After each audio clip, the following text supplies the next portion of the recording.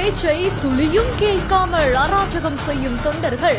யாருக்கும் எந்தவித இடையூறும் ஏற்படக்கூடாது, வாகனங்களை பின்தொடராமல் வரணும் என்று விஜய் வெளியிட்ட அறிக்கை.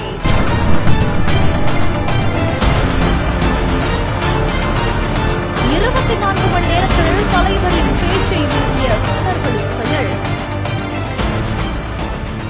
தமிழக வெற்றி கழகத்தோட தலைவர் விஜய் இன்னையில இருந்து டிசம்பர் மாதம் 20ஆம் தேதி வரைக்கும் தமிழ்நாடு முழுவதுமா அனைத்து மாவட்டங்களுக்குமே சென்று மக்கள் சந்திப்பு கூட்ட பிரச்சாரங்களை ஆரம்பிச்சிருக்காரு. இதற்காக இந்த ஒரு பிரச்சாரத்தினால யாருக்குமே எந்தவித இடையூறும் வரக்கூடாது, பொதுமக்களுக்கோ இல்ல குழந்தைகளுக்கோ மாற்றுத்திறனாளிகளுக்கோ இளம் பெண்களுக்கோ யாருக்குமே எந்தவித பிரச்சனையும் வரக்கூடாது, தலைவர் விஜயோட பிரச்சார வாகனத்தை பின்தொடரக்கூடாது, எங்கேயுமே கூட்டமா நிக்க கூடாது, கம்பங்கள் இருக்கக்கூடிய இடத்திலேயோ இல்ல மின்சாரம் தொடர்பான எந்த ஒரு இடத்திலயுமே ஆபத்து வரும் வகையில நெருங்கி நிற்க கூடாது.